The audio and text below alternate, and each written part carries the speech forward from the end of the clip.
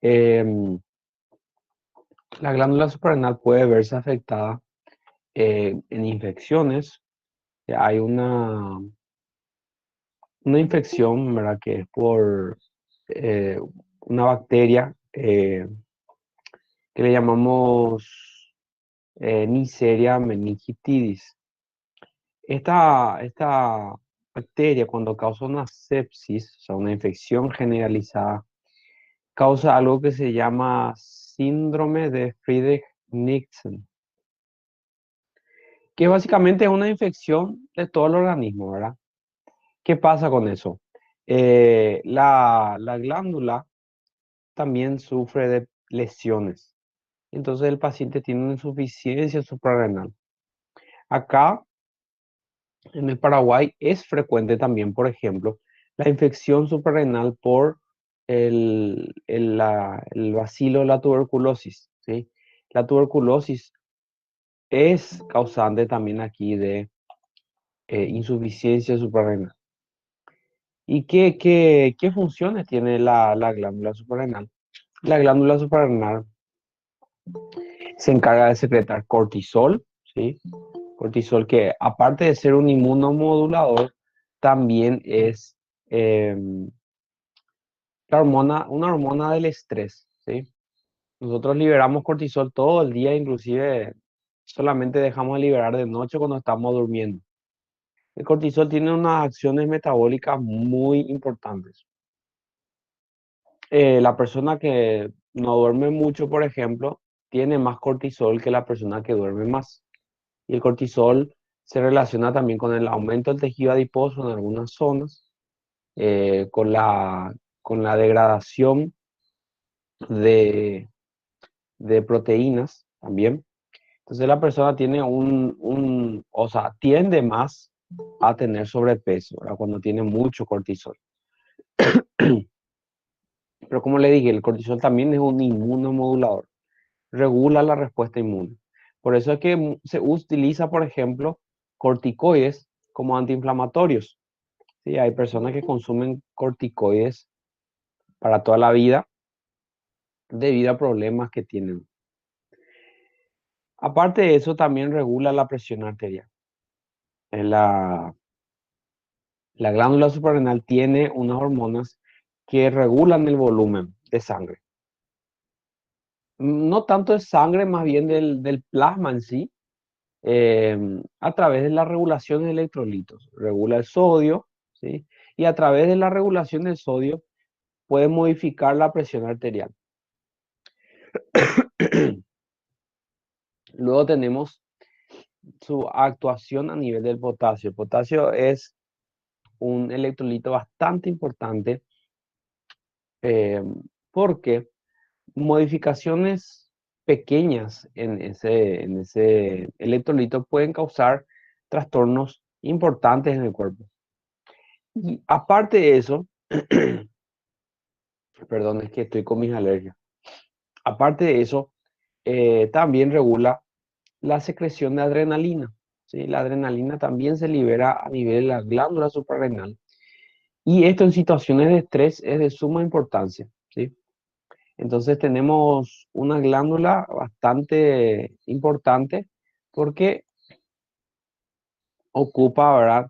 Una, una amplia gama de hormonas que secreta. ¿Sí?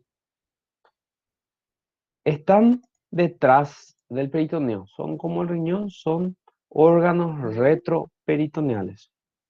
También es difícil que se lesionen durante los traumatismos. Inclusive cuando se lesiona el riñón, podemos no tener lesión de la glándula suprarrenal, porque son glándulas pequeñas y están bien rodeadas ahí de otros órganos y resulta difícil su lesión. Se suelen, en trauma, ¿verdad? Se suelen sí lesionar en casos de infecciones, como les hablé, o en caso de, por ejemplo, de que no reciban buena vascularización. En caso de un shock, también pueden dañarse. O también personas que consumen de manera crónica corticoides y de repente dejan de tomar. Eso también puede causar una insuficiencia suprarrenal. Entonces, bueno, eso como introducción. Vamos a, es que ustedes son muchos y entran de a poco.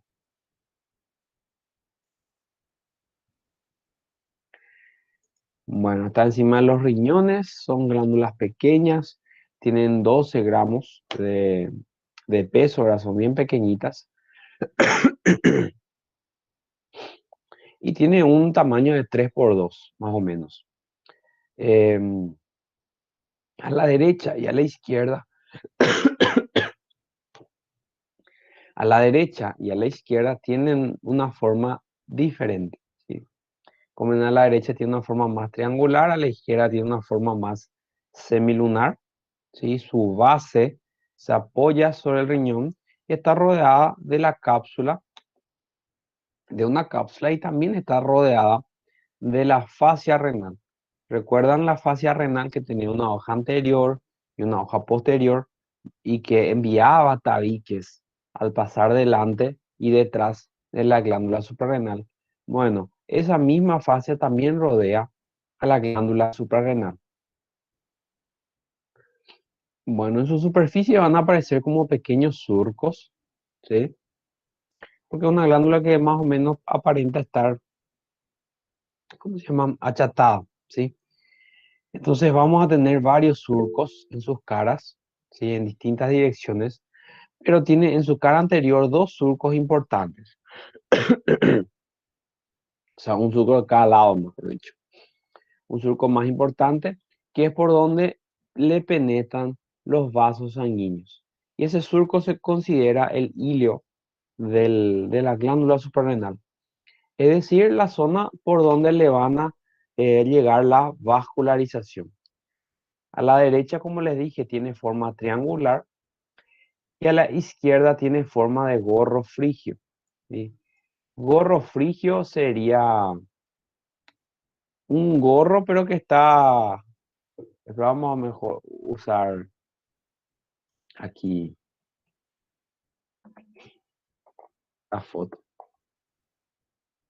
Esto es un gorro frigio, ¿sí? Un gorro achatado, ¿sí? Eh, y a la izquierda nos dice que tienen forma de gorro frigio, ¿sí? O casquete semilunar, o sea, una semiluna. Tenemos surcos, ¿verdad? Que recubren la cara anterior y la cara posterior. Y tenemos uno de los surcos que resulta de mayor importancia porque es donde le llegan los vasos sanguíneos. En histología van a dar, si es que ya no habrán desarrollado, la conformación interna de la glándula suprarrenal.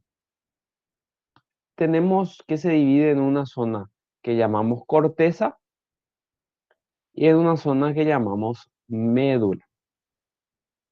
Estos tienen orígenes embriológicos diferentes también.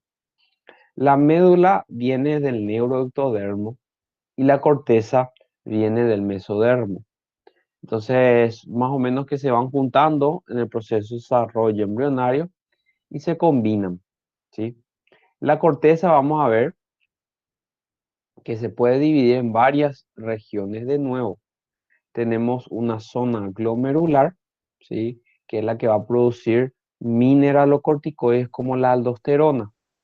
Tenemos la zona fasciculada, ¿sí? Fasciculada, que es la que va a producir cortisol, o sea, los glucocorticoides.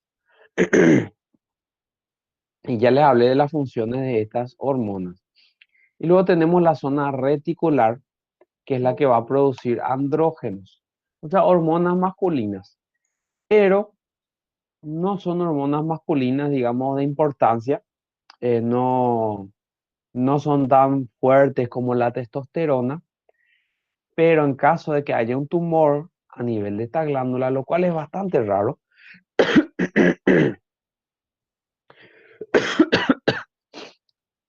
lo cual es muy raro, em, pueden haber también una secreción aumentada de estas hormonas masculinas. Y en la mujer puede ocurrir lo que llamamos la masculinización. Es decir, que empieza a tener caracteres que son considerados más masculinos. Pero eso en caso de tumores, ¿verdad? Como le digo, son raros los tumores a nivel de la glándula suprarrenal. Luego tenemos la médula suprarrenal, ¿verdad? Que es la que se encarga de producir adrenalina, sobre todo. En un 80% produce adrenalina y en un 20% produce noradrenalina, que son eh, neurotransmisores que se encargan de activar o de contribuir a la activación del sistema nervioso simpático, o sea, las funciones simpáticas en los órganos, y se distribuye a través de la sangre. Y ahí vamos a tener varias funciones, ¿verdad? Eh, Dependiendo, ¿verdad? De la irrigación, de la inervación simpática de los distintos órganos. Va a producir taquicardia, va a producir aumento de la concentración, de la contracción cardíaca, va a producir un aumento de la presión arterial y una serie de factores. Existen personas que tienen o un nivel de estrés aumentado y secretan mucho cortisol y secretan mucha eh, adrenalina y noradrenalina. Y todo el tiempo están en un nivel, digamos, de aumentado de esos neurotransmisores. Son personas que sufren de ansiedad, por ejemplo. Las personas que tienen trastorno de ansiedad generalizada suelen tener un nivel aumentado de estos neurotransmisores y todo el tiempo están tensos, todo el tiempo tienen una frecuencia aumentada, pueden tener temblores finos inclusive por ese estrés, ¿verdad? Esa ansiedad que tienen. Y también existen personas que pueden presentar esto, pero en situaciones específicas, ¿sí? Existen personas que tienen, por ejemplo, ansiedad eh, para hablar en público, ¿sí? Hay personas que tienen lo que se llama ansiedad por enfermedad. Son personas que llamamos hipocondríacas, ¿verdad? En términos vulgares, pero el trastorno en sí se agrupa dentro de lo que se llama trastorno de ansiedad por enfermedad. Entonces esos cuadros van a producir, ¿verdad? Un aumento de la secreción de cortisol y de adrenalina y van a producir un aumento del estado de estrés de esa persona, que se va a transmitir fisiológicamente como un aumento de los latidos cardíacos, un aumento de la fuerza de contracción, un temblor fino, ¿sí? Eh, es bastante frecuente ahora mismo en la población general y probablemente alguno de ustedes sufra de algún tipo de ansiedad. Eh, Hay que intentar buscar ayuda, ¿verdad? Buscar ayuda psicológica, ¿verdad? Hacer terapia no es tan bien, hacer terapia es bueno, así como uno cuida de su salud física haciendo ejercicio, yendo a la academia, uno debería también cuidar de su salud mental, ¿verdad? Porque la ansiedad, el trastorno de ansiedad puede generar un estado ya disfuncional. O sea, las personas de repente ya no pueden funcionar de manera correcta porque se sienten muy agobiadas y tienen un nivel de ansiedad muy grande.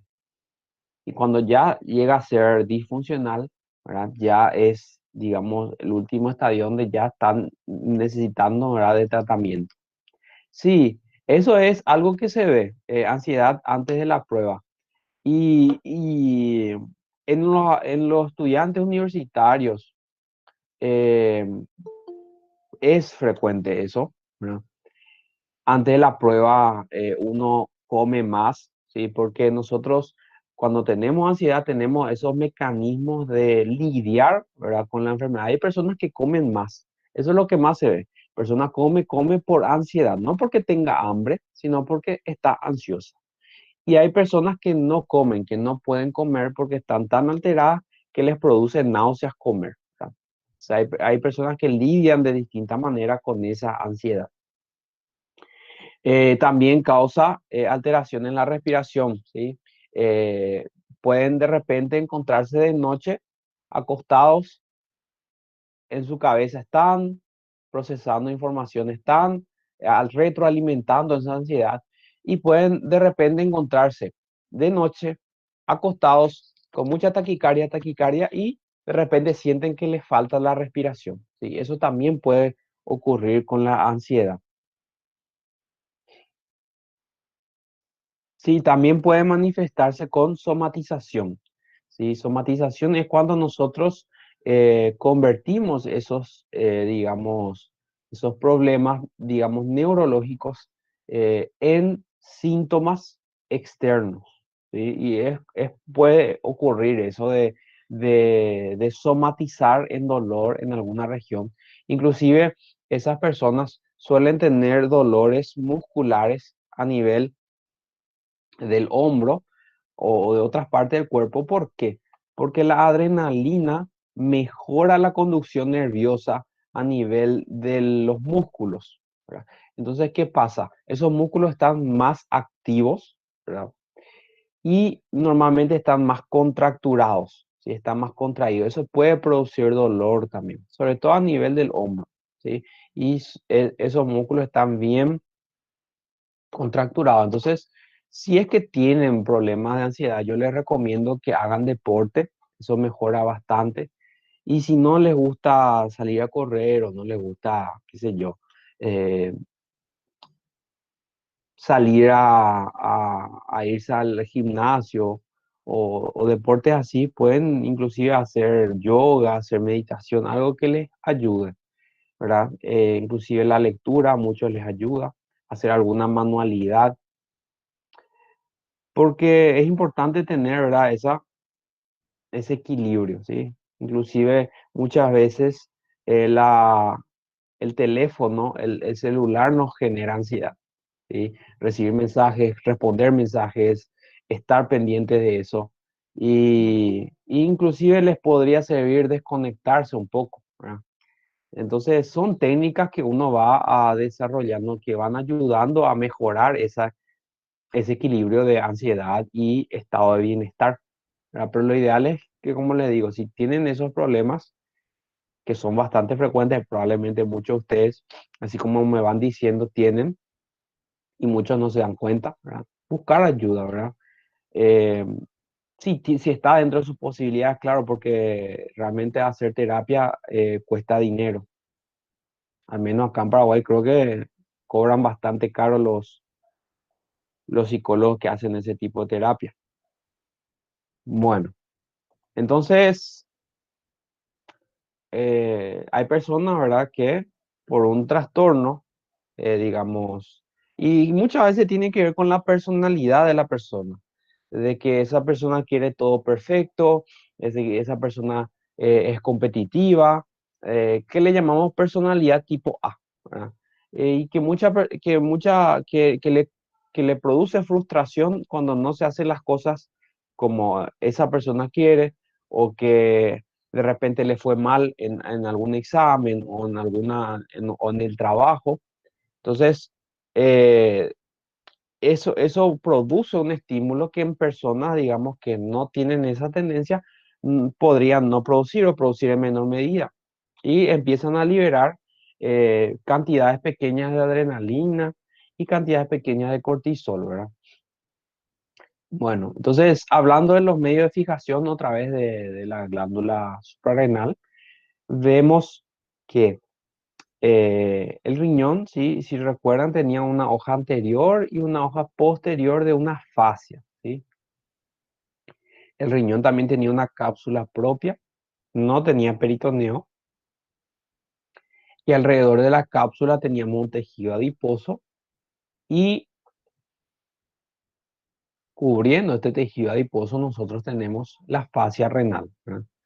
Que era una hoja de tejido conjuntivo también reforzada por peritoneo, sobre todo la hoja anterior que cubre por delante y por detrás el, eh, el riñón.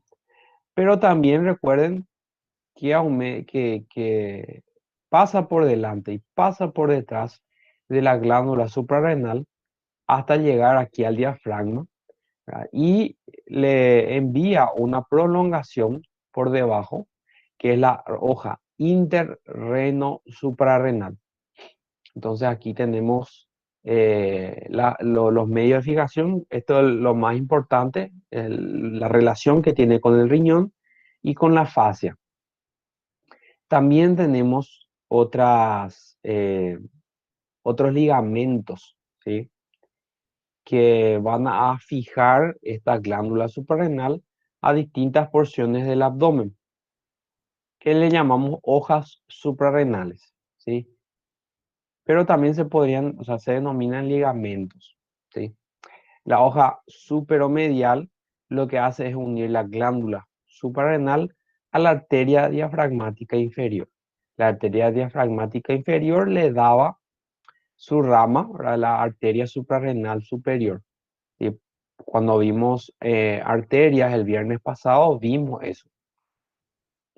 La hoja medial derecha, esta une, ¿verdad?, la glándula suprarrenal a la vena cava inferior. Eso es con relación a la glándula suprarrenal derecha.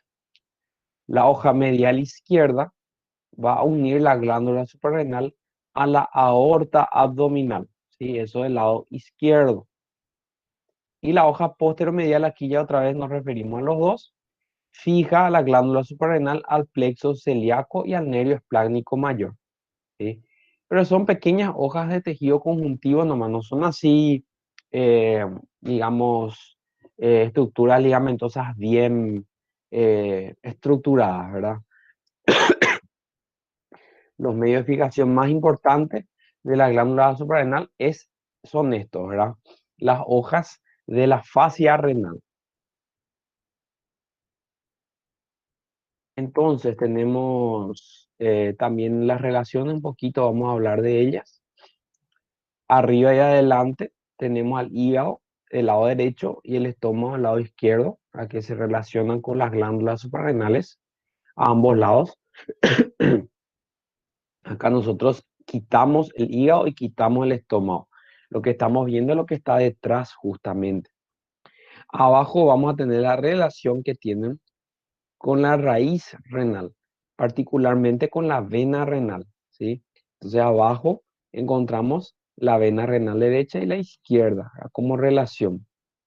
Lateralmente vamos a tener el borde medial de la extremidad superior del riñón, ¿sí? Entonces la extremidad superior del riñón tiene un borde medial y ese borde medial se relaciona con la glándula suprarrenal en ambos lados. Medialmente vamos a tener la relación con la vena cava inferior a la derecha y a la izquierda tenemos con el pilar principal izquierdo, ¿sí?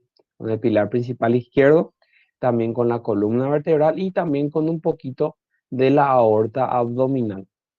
Entonces estas son las relaciones de ambas glándulas suprarrenales. Bueno. La glándula suprarrenal derecha está detrás del hígado y está cubierta por parte de la vena cava inferior. La izquierda está detrás del área desnuda del estómago y del páncreas, ¿sí? Queda un poquito también relacionado con la cola del páncreas de la glándula suprarrenal, pero es menos importante esa relación. Y ambas se relacionan con los pilares correspondientes del diafragma. Las arterias ya las habíamos visto cuando hablamos de arterias del abdomen, habíamos visto las ramas que salían, ¿verdad? Y teníamos tres, digamos, frentes por donde le llegaba la irrigación. La arteria frénica inferior, que era una rama parietal de la aorta, envía pequeñas arterias, ¿verdad?, pequeñas colaterales, para irrigar a la glándula suprarrenal. Estas son las arterias suprarrenales superiores. La arteria suprarrenal media, ¿verdad?, sale directamente de la aorta a ambos lados, ¿verdad?, y le da irrigación y es la que va a entrar al ilio, ¿sí? Es la principal, ¿sí?, la que va a penetrar por el ilio. La arteria suprarrenal inferior sale de la arteria renal, ¿sí? Entonces, la arteria suprarrenal superior salen de la arteria frénica inferior. La suprarrenal media es la más importante, sale directamente de la aorta y llega por el ilio, ¿sí? Y la arteria suprarrenal inferior sale como rama colateral de la arteria renal, ¿sí? Y aquí vemos más o menos lo mismo, ¿sí? Arterias suprarrenales superiores, arteria suprarrenal media y arteria suprarrenal inferior. Recordar que la arteria del lado derecho pasan por detrás de la vena cava inferior, ¿sí? Se relacionan hacia atrás, ¿verdad? Con la vena cava inferior. Con respecto a las venas, está menos, digamos, sistematizado, está menos, digamos, individualizado. Son venas que van desembocando, ya sea en ramas eh, colaterales, o sea, por ejemplo, van siguiendo el mismo camino en las arterias o desembocan directamente en la vena renal o en la vena cava inferior. Entonces, se describen las venas periféricas que van a ir a la frénica inferior y a la vena renal. Las venas que van saliendo y van terminando en las venas que están más cerca, ¿sí? Y la vena central, que es la más importante, ¿sí? A la derecha va a desembocar en la vena cava inferior y a la izquierda desemboca en la vena renal, ¿sí? Eso es importante que sepan.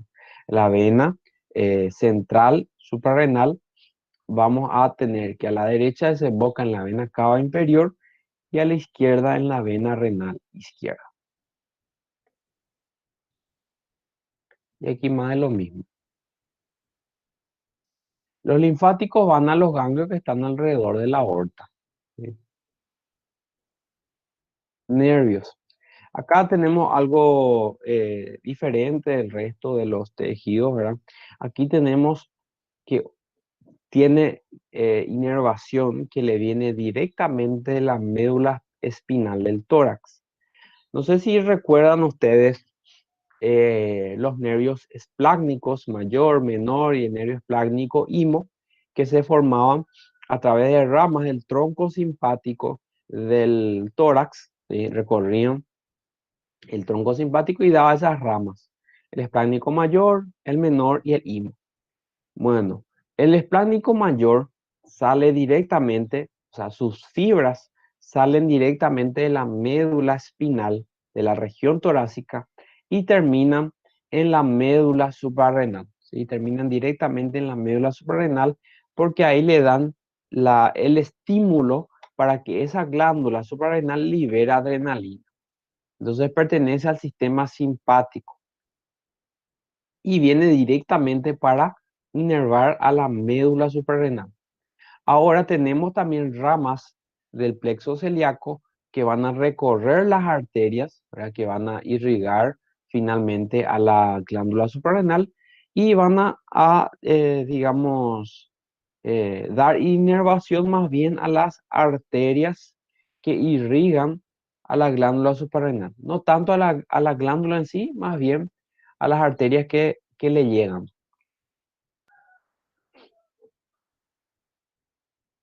Bueno, entonces, ¿estamos, estamos bien?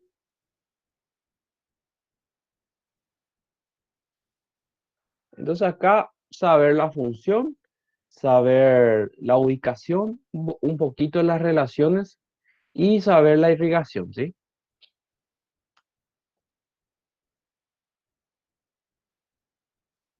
Ahora vamos a hablar un poquito de las venas del abdomen.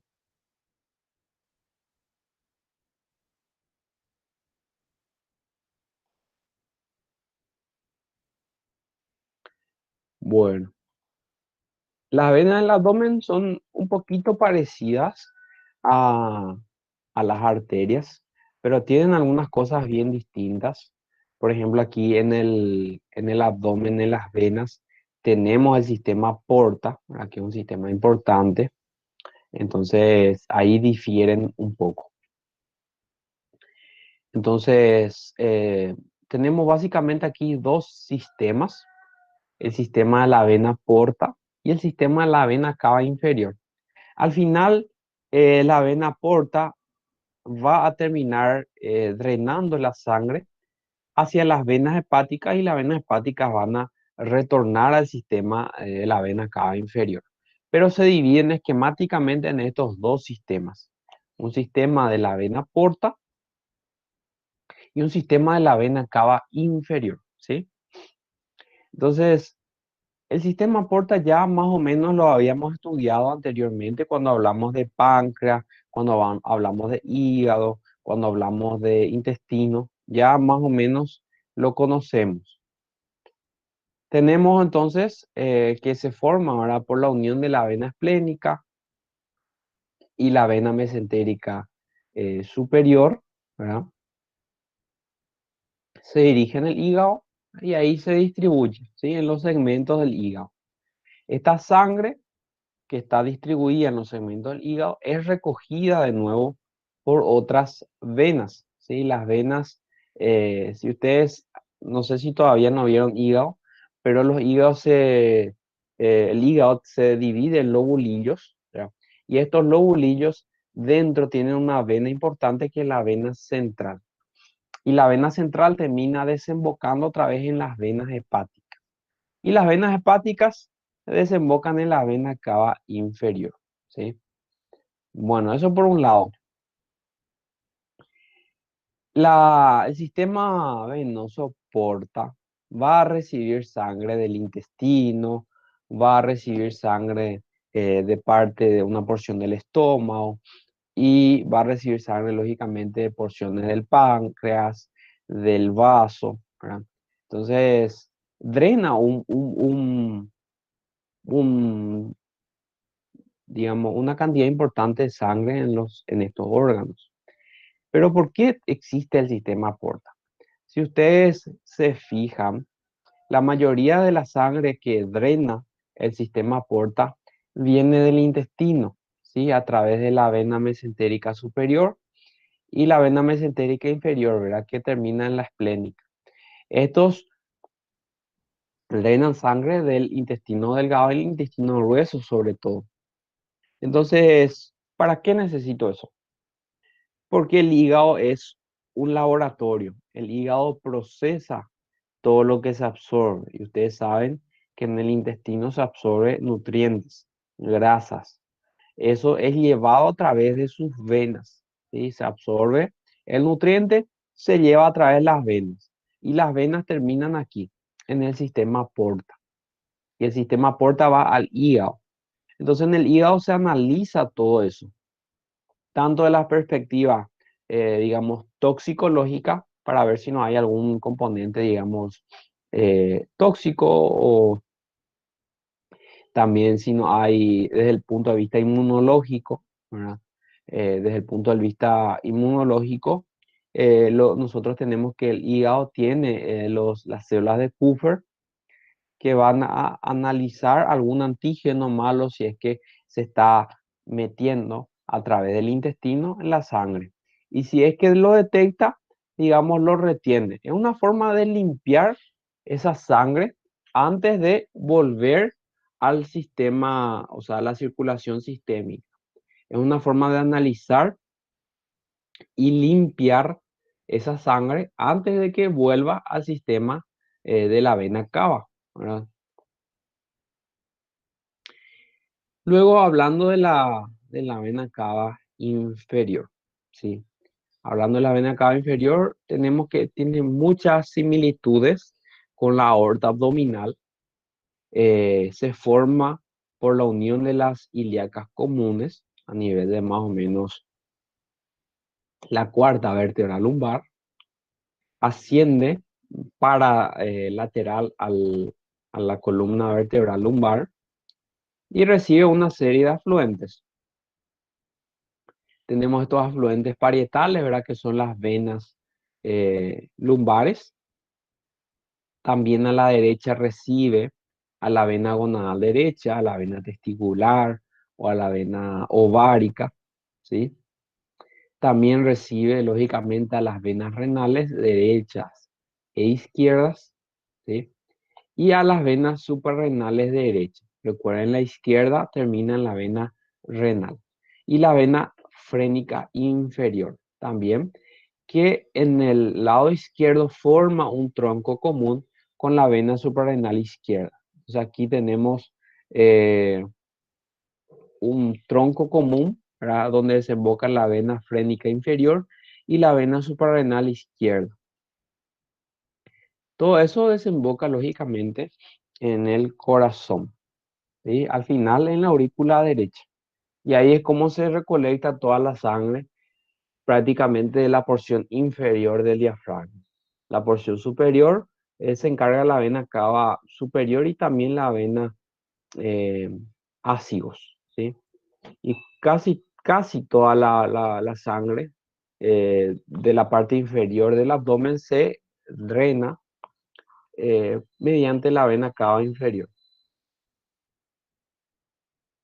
Entonces vamos a hablar de esta vena cava inferior, ¿sí? En su origen. Su origen se genera más o menos a nivel del borde inferior del L4 o del disco entre el L4 y el L5, ¿verdad? Por la unión de dos venas, ¿sí? La vena ilíaca común izquierda y la vena ilíaca común derecha, ¿sí? Se encuentra a la derecha de la línea media y detrás de la bifurcación aórtica, ¿sí? La ilíaca común izquierda inclusive pasa por detrás, ¿verdad? De la vena ilíaca común derecha. Y ven aquí la arteria sacra media que salía de la bifurcación aórtica. La arteria sacra media aquí va a estar acompañada de la vena sacra media. Y la vena sacra media desemboca en la vena ilíaca común izquierda. No desemboca en la vena cava inferior, sino que en una rama que le da origen a la vena. Entonces, la vena sacra media desemboca en la ilíaca común izquierda. Bueno, se forma por la unión de las venas ilíacas comunes a nivel del disco L4 y L5, a la derecha de la línea media, 1 a 2 centímetros por debajo de la bifurcación aórtica. Esto ya dijimos. ¿Termina dónde? Termina en la aurícula derecha. Y termina en el tórax, desembocando en la aurícula derecha.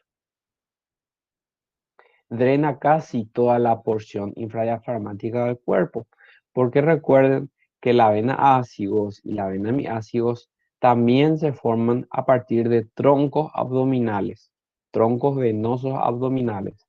Entonces, las venas ácidos y miácigos también reciben sangre de una porción del abdomen. Por eso es que nos decimos que la vena acá drena todo el abdomen, pero casi todo.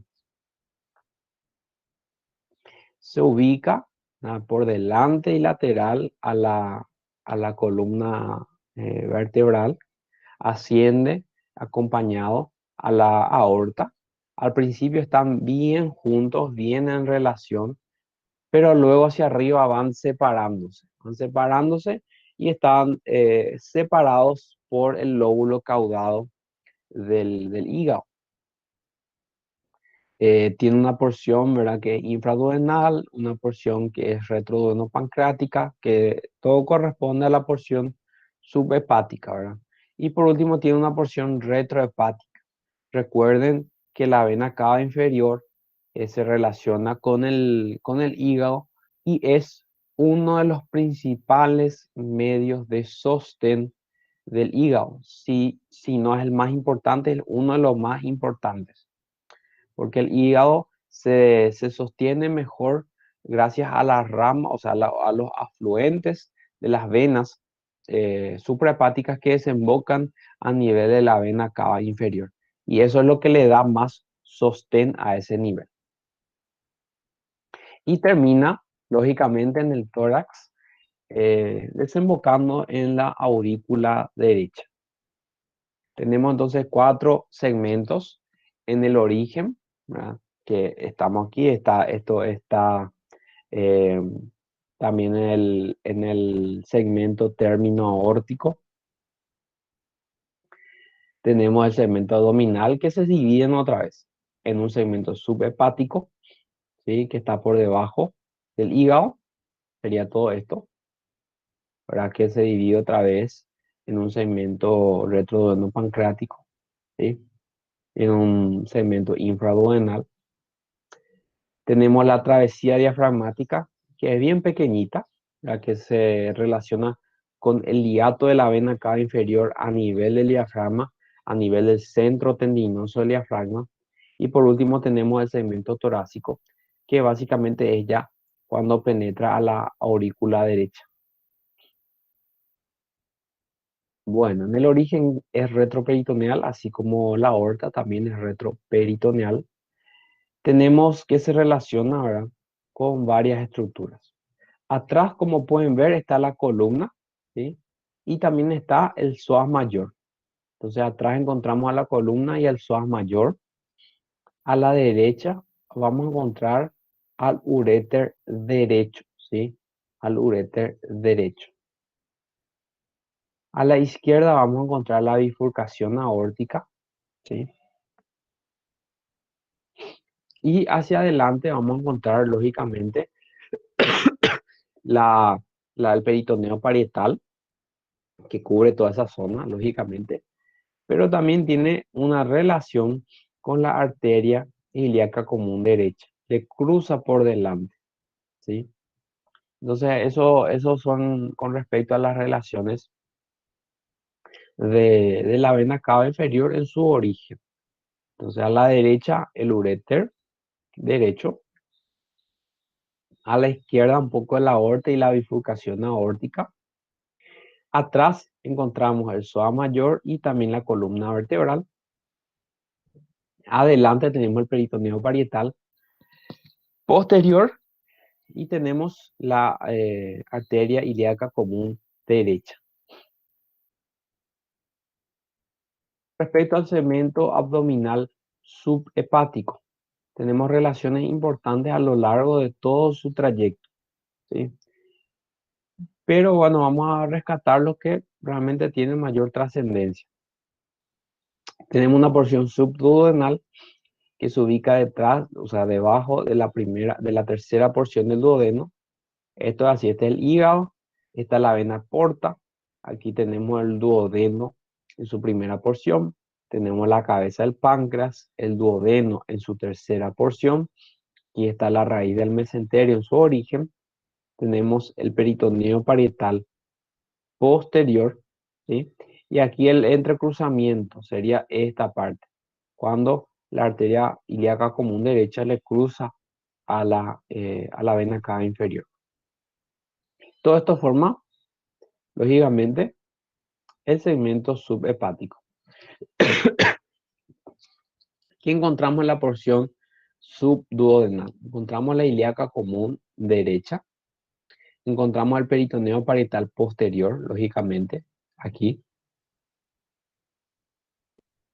Y la arteria ilíaca común derecha. La raíz del mesenterio está aquí. Pero como ustedes saben, la raíz del mesenterio tiene un trayecto en su origen, luego un trayecto prevertebral y un trayecto terminal. Se relaciona más bien la parte del segmento vertebral de la raíz del mesenterio, ¿sí? También se relaciona aquí con la vena cava inferior. Y la fascia retrocólica derecha realmente ya no tiene tanta relación, más bien un poquito hacia la derecha está, pero también se menciona. Acá lo importante es esto, que está cruzado por la arteria ilíaca común derecha, ¿verdad? El resto de las relaciones pueden leer, pero así, ¿verdad? Se les puede preguntar, pero poco probable. Luego tenemos la porción retroduodeno-pancreática. Esta sí me interesa más porque está en relación con los órganos aquí que se encuentran a nivel duodeno-pancreático, ¿sí? Está detrás, ¿verdad?, de la cabeza del páncreas y lógicamente va a estar detrás de la fascia retroduodeno-pancreática, ¿sí? La arteria retroduodeno-pancreática está detrás de la cabeza y por lo tanto queda delante de la vena cava inferior. También vamos a encontrar, recuerdan el páncreas y el duodeno, estaban irrigados por arcos vasculares, ¿sí? El arco anterior y el arco posterior. El arco posterior también se relaciona con la vena cava inferior, ¿sí? Y a este nivel de la cabeza también recuerden, eh, penetra o pasa por detrás o inclusive puede penetrar la cabeza el conducto colédoco antes de desembocar en la segunda porción que aquí no estamos viendo. Entonces el colédoco también se encuentra delante de la vena cava inferior en este segmento, ¿sí? Y la arteria gonadal derecha, ¿sí? ¿Por qué? Porque la arteria gonadal derecha pasa aquí delante de la vena cava inferior al cruzar, ¿verdad? Al tener que cruzar la línea media hacia el lado derecho. También entonces tenemos esa relación con la vena cava inferior. Y en la porción supraduodenopancrática, en la porción que está por arriba de esto, encontramos el hiato de Winslow o foramen epiploico, que le separa de la vena porta, ¿sí? Ellos juntos, a este nivel, formaban el foramen epiploico, ¿sí? Junto aquí con el lóbulo caudado del hígado. Entonces ahí vamos a tener el hiato de Winslow, ¿sí? El espacio por donde llegamos a la transcavidad de los epiplones.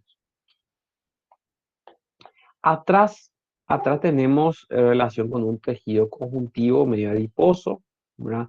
Encontramos también la columna vertebral y tenemos algunas arterias que cruzan la vena cava inferior para llegar al otro lado, ¿sí? La arteria renal derecha es un ejemplo y también las arterias lumbares del lado derecho, ¿sí? Que son ramas de la aorta pero que van hacia atrás.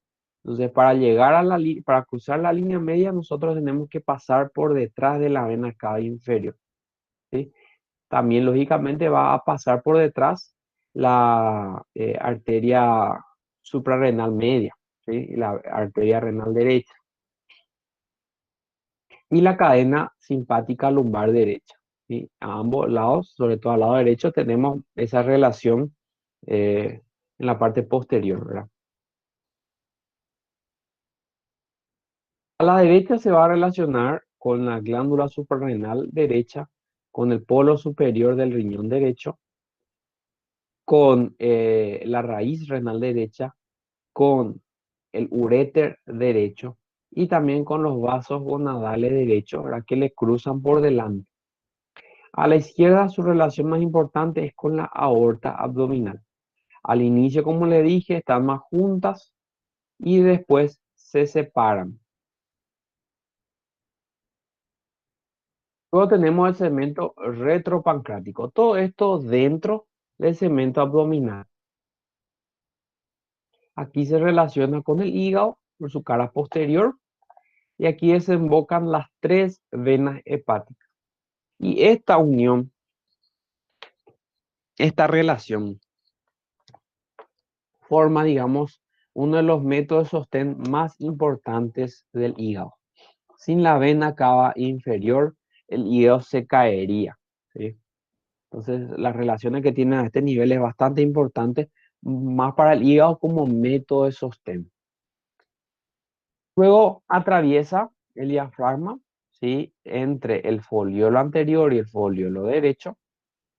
Las bandeletas semicirculares le cruzan por delante y por detrás. Y vamos a tener aquí justamente que esto está formado más bien por tejido fibroso, ¿sí? Porque justamente está en el tejido tendinoso del diafragma. ¿Qué quiere decir esto? Esto no se contrae. Lógicamente nosotros no tenemos necesidad de tener contracción a ese nivel, inclusive sería perjudicial para la vena cava inferior que aquí esté segmentos musculares. ¿Por qué? Porque las paredes de la vena cava inferior son delgadas y son muy colapsables. Entonces, vamos a tener que estar en la porción tendinosa y justamente eso es lo que le beneficia a mantener sus diámetros en parámetros normales. Imagínense si ustedes, si estaba aquí, en esta porción muscular del diafragma, se contraería el diafragma y en cada contracción se iba a comprimir la vena cava inferior. El segmento torácico es el que se encuentra por dentro del pericardio, ya desembocando en la aurícula derecha.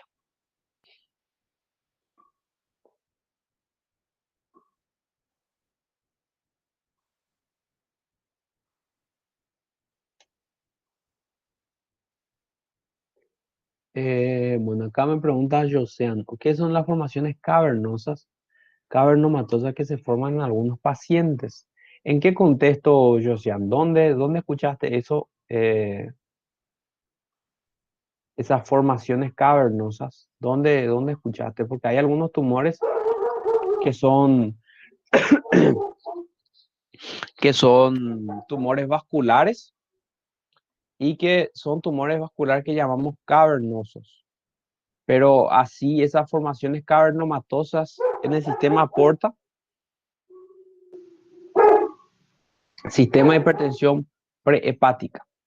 Bueno, realmente no escuché de ese término de formaciones cavernomatosas en el sistema porta. Sí hay tumores vasculares, ¿verdad? Que son hemangiomas cavernosos, ¿verdad? Que nacen a nivel de sobre todo las arterias o los capilares, y podrían producir algún tipo de compresión, ¿verdad? Pero esas formaciones cavernomatosas ahora mismo no recuerdo. Pero voy a investigar y te voy a responder. La sacramedia inconstante. Bueno, podría ser inconstante, o sea, es bastante constante realmente, pero a veces podría no aparecer y desembocar en ramas, o sea, en afluentes de la vena ilíaca derecha e izquierda, todas esas ramas lumbares y sacras que que recibe esa sacra media. Pero la mayoría de las veces se ve, ¿verdad? A no ser que hayan arrancado, ¿verdad? Pero sí puede no aparecer a veces. Entonces, ¿qué tenemos aquí? Los afluentes. ¿Qué ramas recibe? ¿Sí? Se forma, vimos, de la ilíaca común derecha y la ilíaca común izquierda. Recibe las primeras cuatro venas lumbares. ¿Sí? Tenemos la vena gonadal derecha, que sí va a terminar en la vena cava inferior. La izquierda, como ustedes saben, termina en la vena renal izquierda. Tanto la vena renal derecha como la vena renal izquierda van a desembocar en la vena cava inferior y la vena suprarrenal del lado derecho, ¿sí? También la vena frénica del lado derecho. ¿Por qué? Porque el lado izquierdo desembocan en la vena renal mediante un tronco común. También tenemos la desembocadura de las tres venas hepáticas que vienen del hígado. Todos estos son afluentes aquí de la vena cava inferior y van a terminar en el corazón. O sea, van a llevar la sangre al corazón. Bueno, el sistema de porta hepático, ahora vamos a mencionar. El sistema porta hepático, como les dije, es un sistema que va al hígado, recibe sangre de gran parte del intestino. em, Tenemos del intestino delgado, el intestino grueso, también recibe sangre del vaso, también recibe sangre del estómago. Entonces nosotros tenemos que del aparato gastrointestinal eh, casi todo se drena a través de la vena porta. Y es bastante importante, ¿por qué? Porque va a terminar en el hígado. Por eso es que a mí me importa. A veces se producen lesiones en el hígado, ¿verdad? Y se produce fibrosis en el hígado. Y eso me suele producir un aumento de la presión aquí a nivel del sistema porta. Imagínense ustedes que el hígado se fibrose, disminuye de tamaño, esté lleno de fibrosis, esa fibrosis comprima los vasos sinusoidales del sistema portal. ¿Y eso qué va a producir? Va a producir que haya un aumento de presión a este nivel. Si hay un aumento de presión a nivel de la vena porta, va a aumentar la presión. A nivel de la vena esplénica, va a aumentar la presión a nivel de la vena mesentérica inferior y va a aumentar la presión a nivel de la mesentérica superior.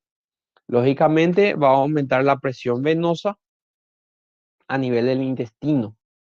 Ese intestino va a tener edema, va a ser edematoso. ¿Por qué? Porque sus paredes van a estar todas tumefactas, porque la sangre, no la sangre, va a empezar a filtrar líquido. ¿Por qué? Porque la vena mesentérica superior está con una presión aumentada. Vamos a ver aquí un, un, un ejemplo aquí de lo que es hipertensión portal.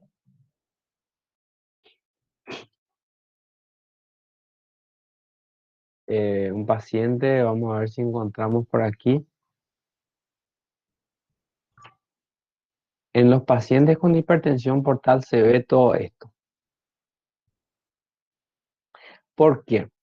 Porque vamos a ver que los pacientes con hipertensión portal tienen, primeramente, desembocan o reciben, ¿verdad? En la vena portal las venas paraumbilicales, ¿sí? Que llamamos venas paraumbilicales. Y estas venas paraumbilicales van a drenar eh, en el sistema porta. ¿Y qué pasa? Estas venas paraumbilicales también van a recibir algunas colaterales de venas abdominales superficiales. Entonces, si aumenta la presión en la vena porta, va a aumentar lógicamente la presión en las venas paraumbilicales. Y lógicamente, eso va a hacer con que aumente la presión a nivel de las venas abdominales superficiales, lo que va a producir esta dilatación venosa. Y esto muchas veces llega a tal extremo, ¿verdad? Que se ve bien dibujado, y esto le llamamos cabeza de medusa, ¿sí? Cabeza de medusa. Y ven cómo está aumentado el tamaño de ese abdomen. ¿Eso por qué? Porque se produce ascitis. ¿Ascitis por qué? Porque la presión del sistema portal aumenta, todo el intestino está edematoso y eso filtra más líquido a nivel del peritoneo y se acumula líquido a nivel del peritoneo, mucho líquido, ¿sí? Y eso muchas veces dificulta la respiración del paciente. Hay veces que se tiene que drenar solamente para que el paciente pueda respirar mejor, ¿sí? Inclusive puede drenarse 2, 3, 4, 5 litros, ¿verdad? De ascitis.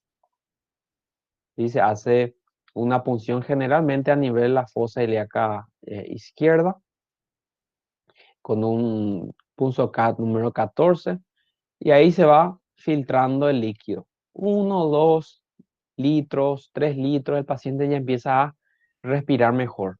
Porque imagínense la presión que va a hacer aquí el diafragma para poder vencer esta cantidad de líquido. Va a ser impresionante, el paciente va a tener dificultad respiratoria por esta presión abdominal aumentada a causa del líquido.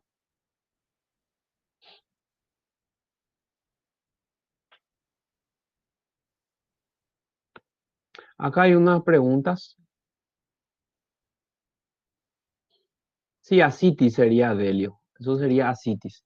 Acá Kenia dice, recibí una colangioresonancia de abdomen total de mi padre.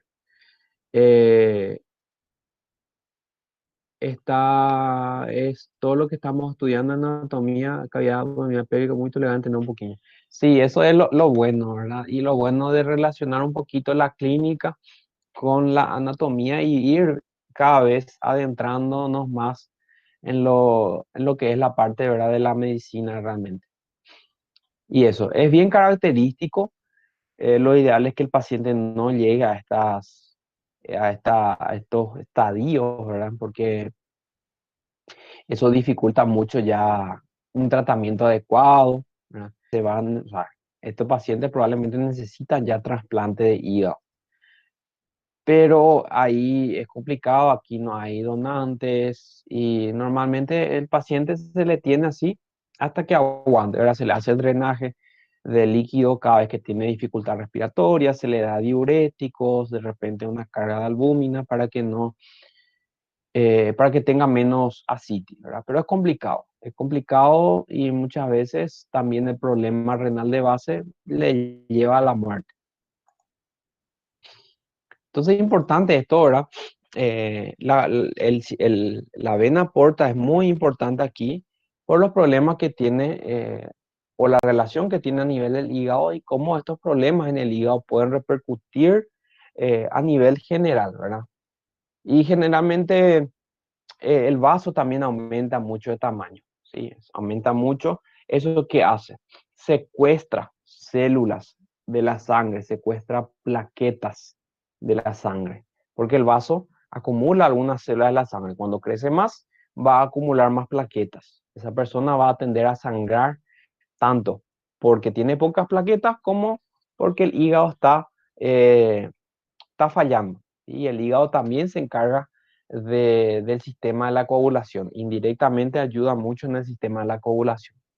Entonces, un problema muy complicado que se puede evitar. Se puede evitar eh, no bebiendo, ¿verdad? No tomando cantidades eh, aumentadas de alcohol. ¿Verdad?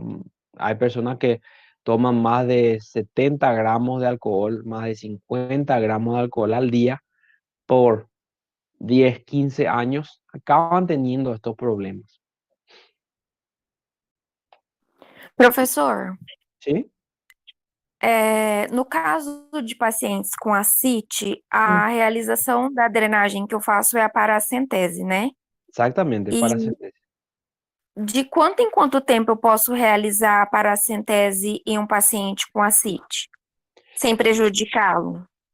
Normalmente no se recomienda, digamos, como tratamiento la paracentesis. Lo que uno hace con la citis generalmente es tratarlo con diuréticos, ¿sí? Para que vaya orinando, ¿verdad? Ese ascitis, ¿verdad? Aumente la diuresis y de esa manera se elimine todo por la orina, ¿verdad? O disminuya, ¿verdad? La paracentesis se recomienda cuando el paciente tiene dificultad respiratoria y solo para calmar la dificultad respiratoria. ¿Por qué? Porque nosotros al quitar ese líquido acítico, enseguida va a formarse de nuevo si este no está siguiendo un tratamiento. Al día siguiente te va a venir otra vez con 2 litros más. Vos sacás 2 litros, al día siguiente te va a venir otra vez. Porque el problema de base está en la falta de proteína en la sangre, ¿verdad? Y el aumento de la presión portal. Entonces, para usar tratamiento así de manera crónica, la paracentesis no se recomienda porque puede producir una disminución de la presión arterial, una insuficiencia renal. ¿Por qué? Porque lo que vos estás quitando líquido en la sangre finalmente. Entonces, normalmente los pacientes que tienen ascitis se tratan con diuréticos, ¿verdad? Con una combinación de diuréticos para que eliminen a través de la orina. También solamente se realiza la paracentesis en el caso de que tenga dificultad respiratoria. Y ahí se le puede sacar 1, 2, 3 litros, se le puede sacar sin que haya problemas mayores, ¿verdad? Y el paciente mejora su respiración. Si es que vamos a sacar más, si es que vamos a sacar 5 litros, 6 litros, ya hay que darle una carga de albúmina, ¿sí? Para que la presión coloidosmótica de su sangre no haya que se fugue, ¿verdad? Certo, obrigada, professor. Está bien. Lucimar dice, ¿podría darnos 1 más 2 días para responder cuestionario de la plataforma? Sí, no hay problema. Estaba fijado para el día 13, ¿verdad? Vamos a dejar para el día 15, ¿sí? El 15 a las 11 yo imprimo esa planilla para ver los resultados. Bueno,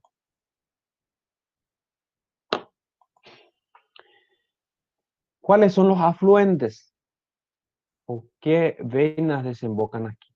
Tenemos las gástricas, tanto la derecha como la izquierda, ¿sí? Tenemos el arco pancreatodenal superior posterior, ¿sí? Tenemos las venas prepilóricas que aquí no se están viendo, que son del píloro, ¿sí? Y las venas paraumbilicales, que van a través del ligamento umbilical a drenar, ¿verdad? El ligamento umbilical es un remanente, es un resto embrionario, ¿verdad? De lo que antes era la vena umbilical, ¿verdad? Y va al hígado, ¿verdad? Pero ¿qué pasa? Eso se atrofia y se queda como un ligamento, pero alrededor de ese ligamento tienen pequeñas venas, venas que van a drenar parte de las venas superficiales del abdomen.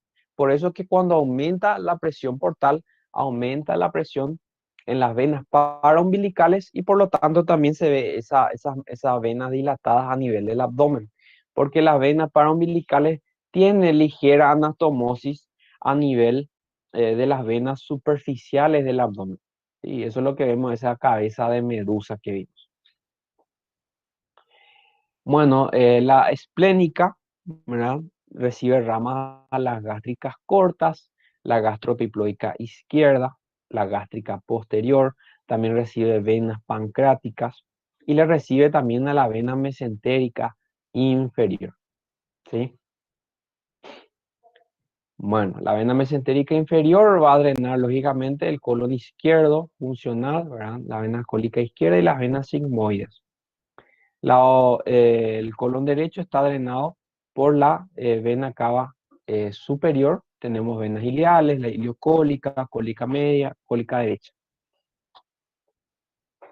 Y también drena los arcos, ¿sí? Pancreatodenales posteriores y anteriores se relacionan también con la vena mesentérica superior, ¿sí? Esto ya lo habíamos estudiado cuando vimos tanto intestino, tanto páncreas, tanto duodeno, ¿sí? Ya fuimos mencionando varias veces. Y luego vamos a tener esto, el cuadrado venoso de Roggi, que también lo mencionamos al hablar de arteria mesentérica superior. Para que podamos ubicar la arteria mesentérica superior, tenemos que localizar estas cuatro venas. A la derecha, la vena mesentérica superior, arriba la vena esplénica, a la izquierda encontramos la vena mesentérica inferior y abajo encontramos la vena renal izquierda. Entonces se forma un cuadrado venoso, ¿verdad? Y dentro de ese cuadrado encontramos la arteria mesentérica superior. Entonces tenemos vena mesentérica superior, vena esplénica, ya, vena esplénica, vena mesentérica inferior y atrás la vena renal izquierda. En el medio que encontramos de este cuadrado, encontramos la arteria mesentérica superior.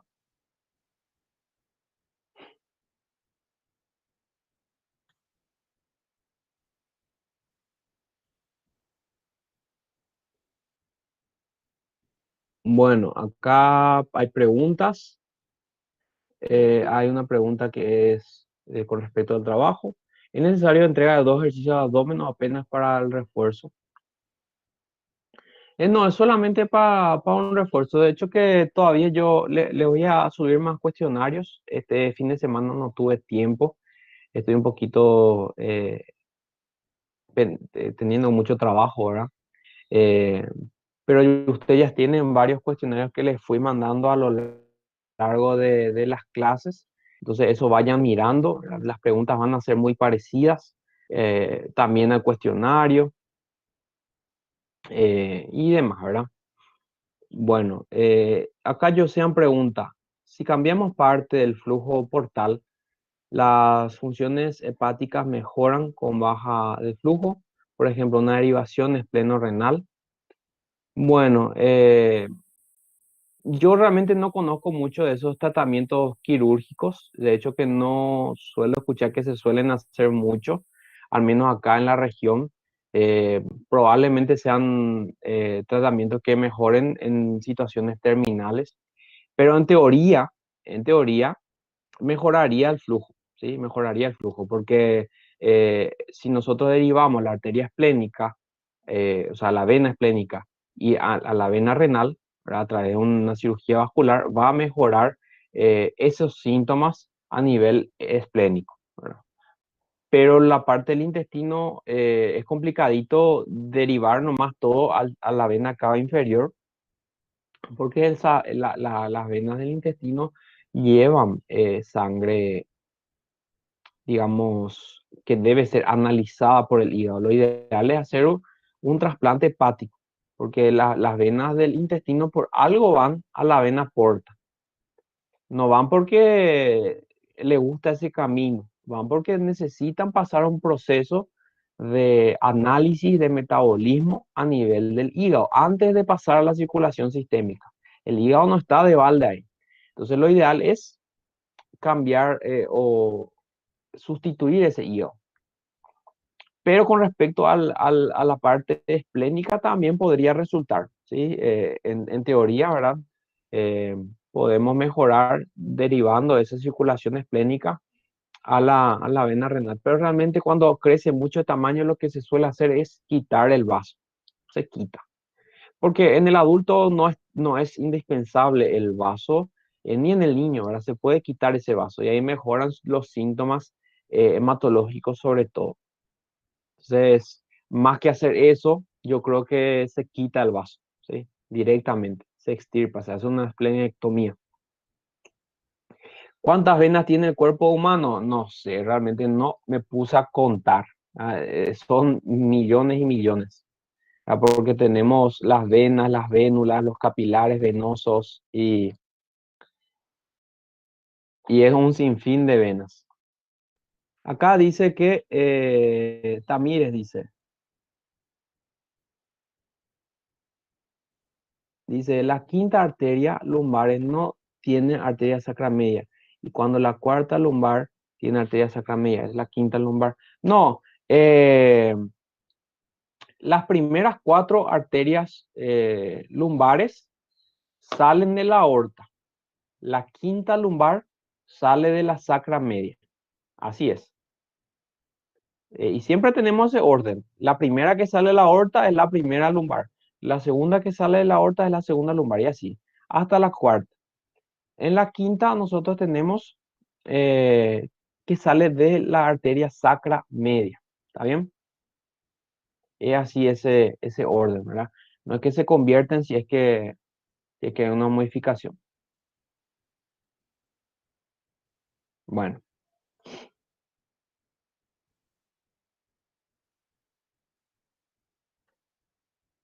bueno, y esto ya desarrollamos todo, ¿verdad? ¿Tienen alguna duda hasta ahora?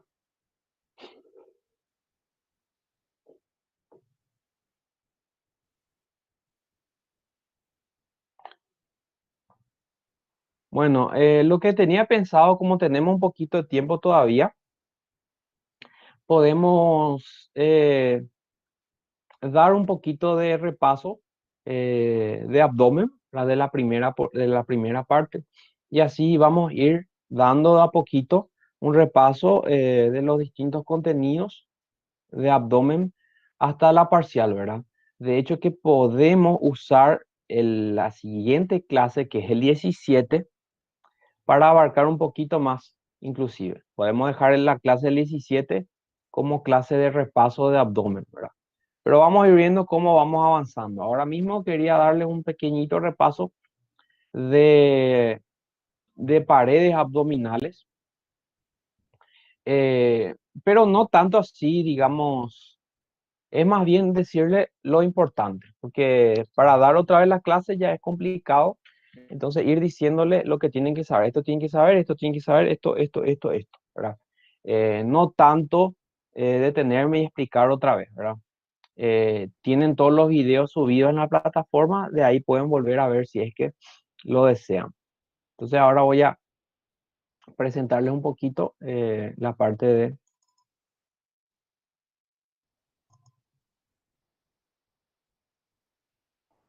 Porque recuerden que tenemos que terminar miembro inferior.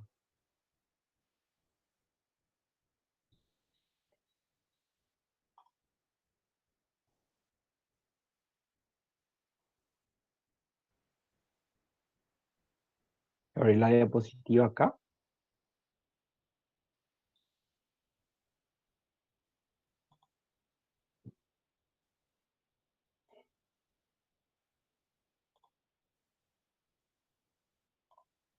Les comparto acá la pantalla.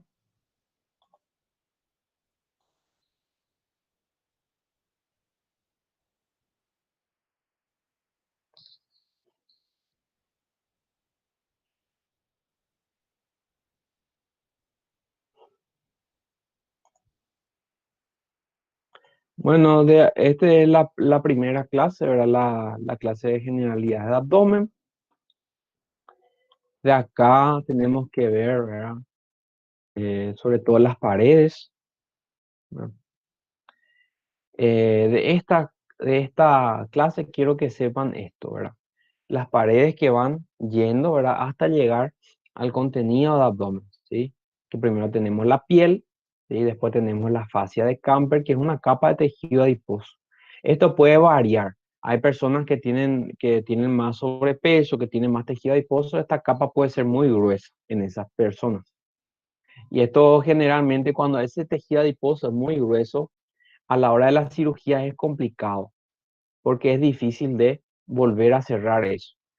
No tanto volver a cerrar, pero para que cicatrice, ¿sí? En personas que tienen mucho tejido adiposo a este nivel. Luego tenemos una capa más bien fibrosa, que es la fascia de Scarpa, pero está por detrás, ¿verdad? De la fascia de Camper. La línea alba o la línea blanca está en el medio, ¿verdad? Justamente es el punto medio del músculo recto anterior. No es que forma, digamos, una capa más que cubra todo el abdomen, solamente se encuentra en esta porción, en la parte media. Después de encontrar estas capas, encontramos ya los músculos, el oblicuo externo, el oblicuo interno, el músculo transverso y después la fascia transversal. Después de la fascia transversal nosotros encontramos un tejido graso extraperitoneal y por último tenemos el peritoneo. Y después del peritoneo ya tenemos los órganos, ¿sí? Los órganos abdominales. Entonces, saber el orden de estas capas nada más. Bueno, saber los huesos de la pared abdominal, ¿verdad? Citar las dos últimas costillas, las apófisis, las 5 vértebras lumbares y el hueso coxal, ¿sí? El hueso coxal. En la pared peliana sí tenemos más porciones del hueso coxal, ¿verdad? Tenemos también el sacro y el coxis. Músculo recto del abdomen forma parte de la pared anterior, o sea, la porción anterior de la pared muscular. Tenemos aquí también la inserción de un músculo que es inconstante, a veces no aparece, a veces sí, que es el músculo piramidal. Tenemos entonces después a los lados laterales, tenemos el músculo oblicuo externo, el oblicuo interno y el transverso. Atrás, en la pared posterior, encontramos el psoas y el cuadrado lumbar. Por arriba, ahora el techo sería el diafragma, ¿verdad? Que cierra esa cavidad, ¿verdad? Por debajo tenemos, acá abajo tendría que estar el elevador del ano, ¿verdad? Y esto forma la pared lateral, ¿verdad? De la pelvis, el obturador interno, el músculo piriforme. Y acá abajo, el elevador del ano y el músculo coxigio, ¿sí? Músculo coxigio. El contenido ya habíamos visto, la función de la cavidad abdominal es justamente albergar a esos órganos. también puede interferir en la respiración. Normalmente no. Normalmente es un proceso netamente debido al diafragma y también a la fuerza de elasticidad torácica y pulmonar. En esos factores son los que producen inspiración y expiración. Pero ¿qué pasa? Como les dije, hay modificaciones aquí en la presión durante este proceso. Durante la inspiración aumenta la presión abdominal y durante la expiración disminuye la presión abdominal. En el caso del, como vimos, la ascitis, por ejemplo, puede aumentar mucho la presión aquí a nivel abdominal y puede impedir que que este pulmón se expanda, ¿sí? Porque le cuesta mucho al diafragma contraerse. También el abdomen participa en enfermedades pulmonares donde hay una dificultad respiratoria. Hay pacientes que tienen enfermedad pulmonar obstructiva crónica, por ejemplo, que les cuesta mucho sacar el aire porque sus bronquios están obstruidos. Entonces, estos sí pueden utilizar los músculos abdominales para producir expiración, no inspiración, más bien expiración, para sacar el aire. Entonces, contraen los músculos abdominales para expulsar el aire. Los músculos abdominales también se suelen contraer en la hora del parto, en la hora de la defecación, en la hora de la micción, ¿sí? Para aumentar esa presión a ese nivel y que se expulse mejor lo que tenga que expulsarse. Entonces se relaja, ¿verdad? Durante la inspiración y se contrae durante la expiración. Pero esto obtiene más trascendencia cuando hay alguna dificultad respiratoria. Y aquí tenemos las paredes, ¿verdad? Su ubicación topográfica. Del contenido ya fuimos hablando a lo largo de las clases.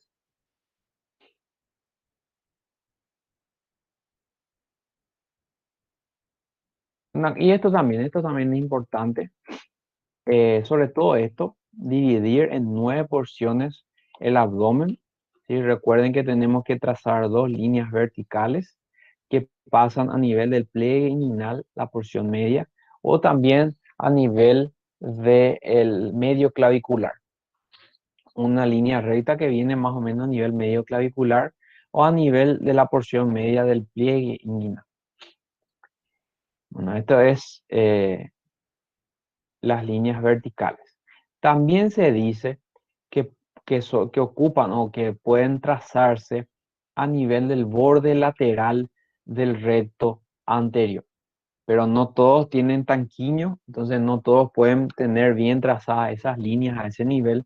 Entonces se utilizan parámetros que se pueden ver mejor en toda la población, que es justamente los pliegues inguinales y la línea medio clavicular.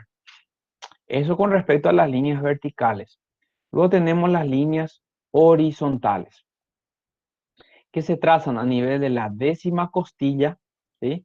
Y a nivel también de la cresta ilíaca, ¿sí? Cresta ilíaca era la porción saliente del hueso coxal y a ese nivel yo trazo una línea y a nivel de la décima costilla. Entonces me divide mi abdomen en 9 porciones, en 9 regiones. Tenemos el hipocondrio derecho, el epigastrio, el hipocondrio izquierdo, el flanco derecho se llama esto, flanco derecho, el flanco izquierdo, la región periumbilical o también llamada mesogastrio, ¿sí? Mesogastrio. Porque tenemos entonces epigastrio, mesogastrio y hipogastrio. Y por último, acá abajo tenemos la fosa ilíaca derecha y la fosa ilíaca izquierda. ¿Sí? Esto sepan bien la división en la cara anterior, o sea, la porción anterolateral del abdomen en sus regiones topográficas.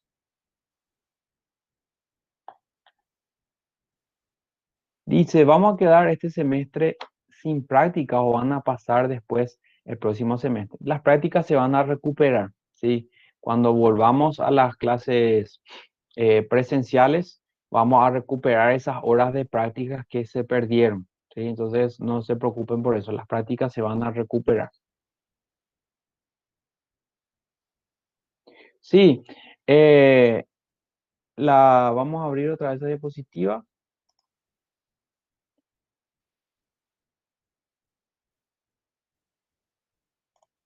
Bueno, realmente aquí está un poquito complejo, ¿verdad?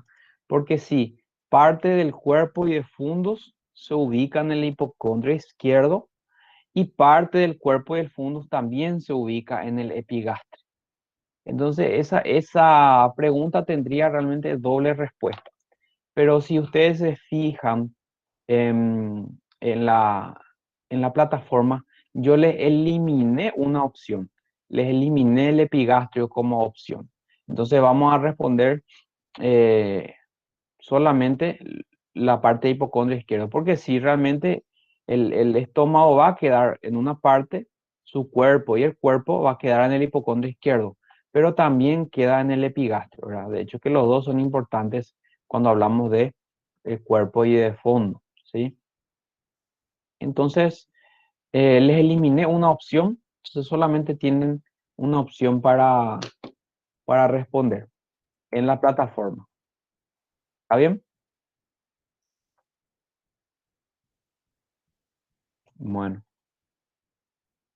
Los huesos de la pared abdominal, no les voy a preguntar mucho. Las vértebras ya las estudiaron en tórax, ya las estudiaron en, en cuello. Aquí no varía mucho más, solamente algunas modificaciones a nivel de la apófisis articulares sobre todo, y que las apófisis transversas no son tan amplias, ¿verdad? Lo importante aquí, saber esto, promontorio. El promontorio es el ángulo que se forma entre la quinta vértebra lumbar y la primera vértebra sacra. Esto tienen que saber, ¿sí? Promontorio, ¿qué es el promontorio? Es el ángulo que se genera entre la unión de la quinta vértebra lumbar y la primera vértebra sacra. Los músculos tenemos que saber sobre todo sus inserciones, ¿sí? El recto anterior, saber las inserciones, quinto, sexto y séptimo cartílago costal, apófisis y foides, termina en el pubis, en el cuerpo de pubis, entre la espina y la sínfisis. Ahora ya tenemos más conocimiento de estas localizaciones, ya podemos recordar mejor. Y el cuerpo tiene estas intersecciones tendinosas, por eso es que se habla de que es un músculo con múltiples vientres, ¿sí? ¿Se acuerdan? Los músculos se clasificaban en digástricos también, y esto se dice que que tienen múltiples vientres, ¿sí? Porque entre ellos tenemos las intersecciones tendinosas. Está inervado por los nervios intercostales, por los últimos 6 nervios intercostales y también por el nervio iliohipogástrico que es del plexo lumbar. Por eso es que como los nervios le llegan de los intercostales y le llegan por el costado, por los bordes laterales, le llega la inervación. Por eso es que la cirugía, cuando se corta el abdomen, se hace una incisión a nivel de la línea alba. Anteriormente, algunos cirujanos, de repente para tener mejor acceso a algunas porciones del abdomen, hacían un corte en el borde lateral del recto. ¿Eso qué generaba? Que al hacer el corte a este nivel, se cortaran también los nervios que llegaban al recto. Entonces, como no le llegan el nervio, este músculo se atrofia por desnervación y había mucho mayor riesgo de complicaciones crónicas a causa de esa incisión. Por eso es que esas incisiones ya no se realizan, solamente la media, ¿sí? También existen otras, ¿verdad? Pero para hacer una laparotomía se utiliza la vía mediana. Está rodeada por una vaina, ¿sí? Vaina le dicen ustedes, ¿verdad? Que son capas de tejido conjuntivo que derivan de los músculos anchos, ¿sí? Cada músculo ancho tienen su aponeurosis y cada aponeurosis ayuda a formar estas vainas por delante y por detrás. El músculo piramidal es un músculo inconstante, a veces lo encontramos, ¿verdad?, por delante y abajo con relación al músculo recto abdominal anterior. Se inserta en la línea alba, ¿verdad?, en la línea alba, que es el tejido conjuntivo que se encuentra aquí en el medio, tejido fibroso, y termina aquí, en las mismas inserciones que el recto anterior, pero en un plano más anterior, entre el cuerpo y entre la espina y la sínfisis del pubis. Los anchos, ¿sí? Tenemos tres, que forman la parte lateral de la pared abdominal. El oblicuo externo, ¿sí?, se inserta en las 7 a 8 últimas costillas, se dirige hacia abajo, ¿sí?, hacia adelante y hacia medial, ¿sí? Y también aquí a este nivel se inserta en la cresta ilíaca. ¿Recuerdan el hueso coxal? Cuando hablamos vimos que tenía una cresta ilíaca y en la cresta ilíaca se insertaban los tres músculos anchos. El oblicuo externo, el interno y el transverso. Los tres. Entonces, esto tiene una inserción en el labio lateral de la cresta ilíaca. Luego sus fibras se dirigen hacia adelante, van a formar la vaina del recto y terminan entrecruzándose aquí a nivel de la línea blanca o la línea alba.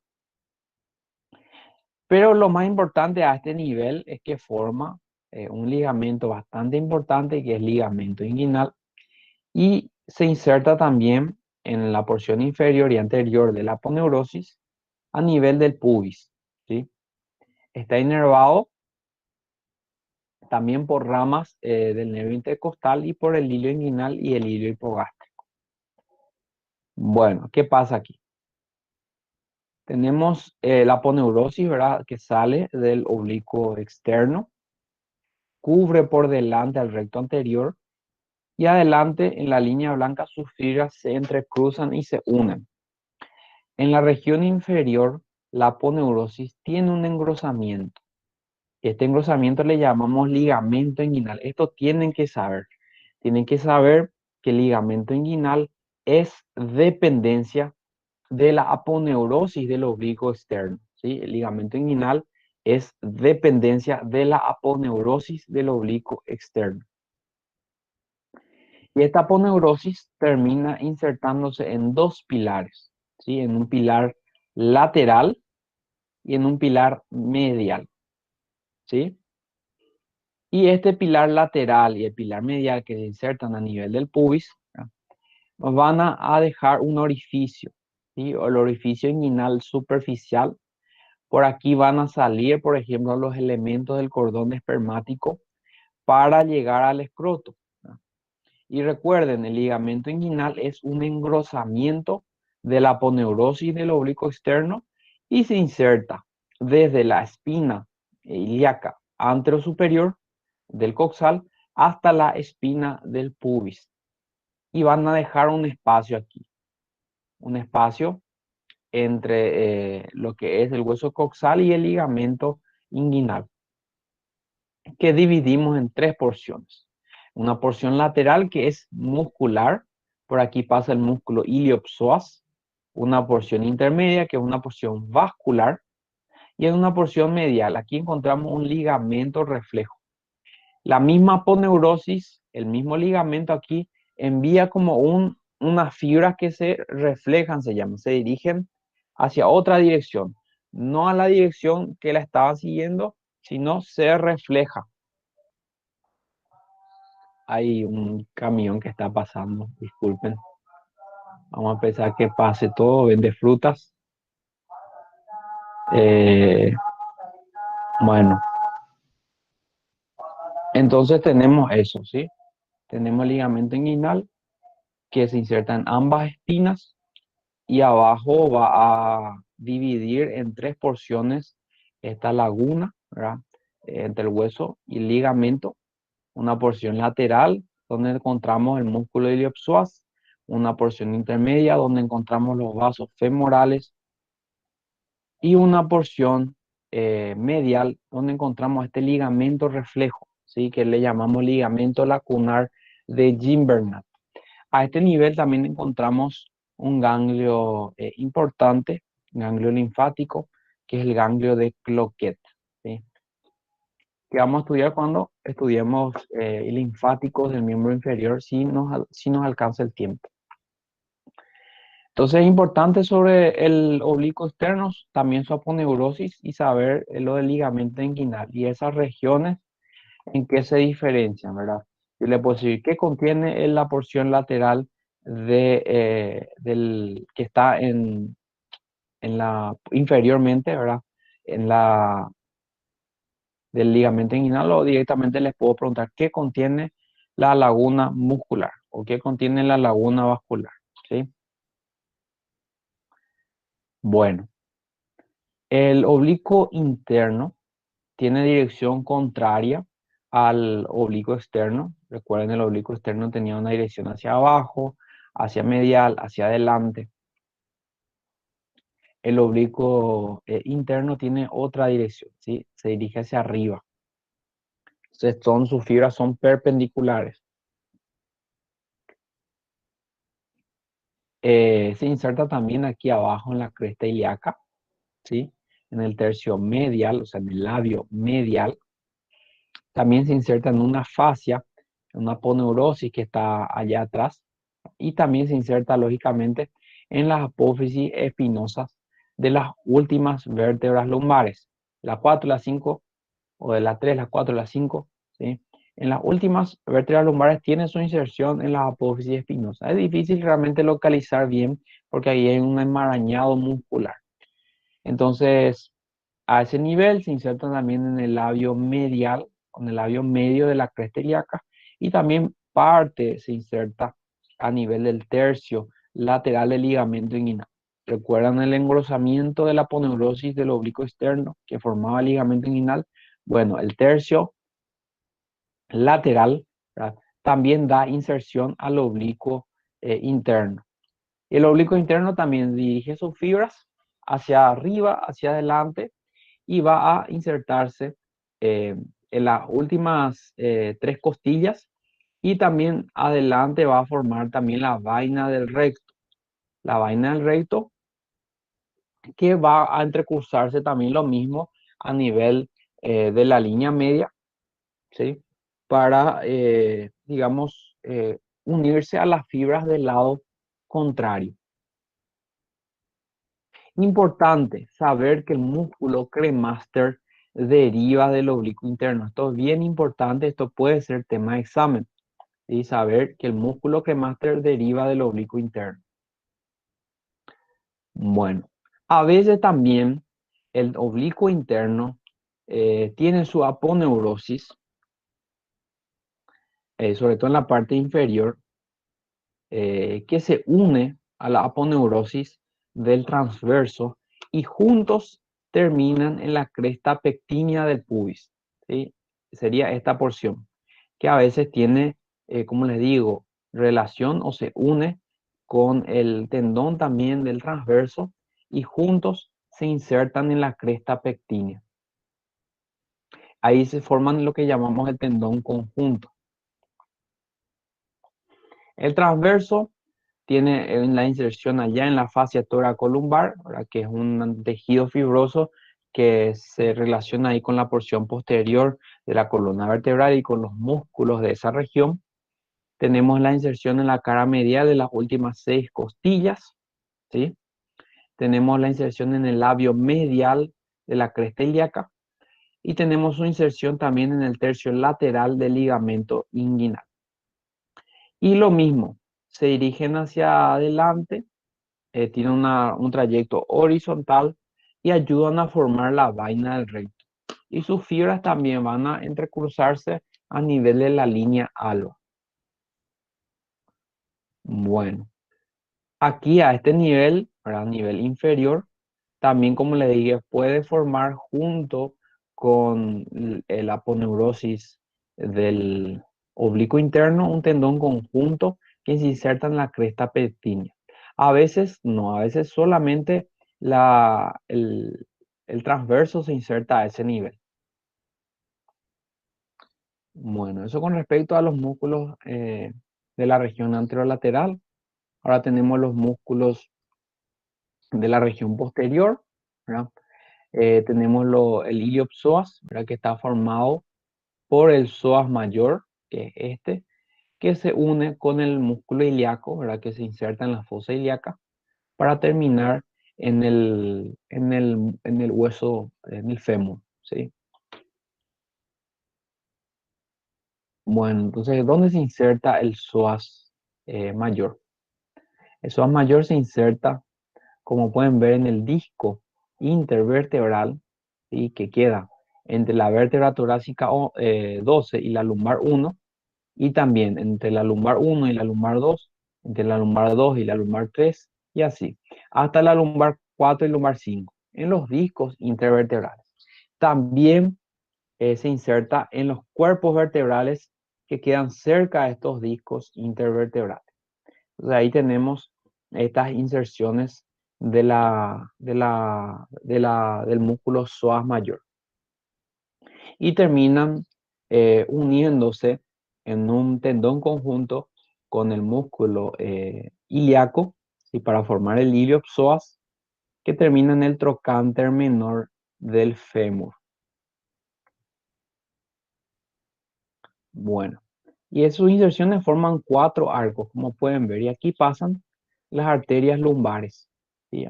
En estos arcos. El psoas menor es un músculo inconstante, a veces aparece, a veces no aparece. Se inserta en el disco intervertebral entre la T12 y la L1, y también en los cuerpos vertebrales adyacentes. Termina en una saliente a nivel del pubis, que es la eminencia iliopúbica. Bueno, el cuadrado lumbar, ¿verdad? Se inserta en la 12ª costilla, se insertan los 4 últimos apófisis transversa de las vértebras lumbares, y se inserta también en la cresta ilíaca, ¿sí? Se dicen que pueden dividirse en 3 fascículos.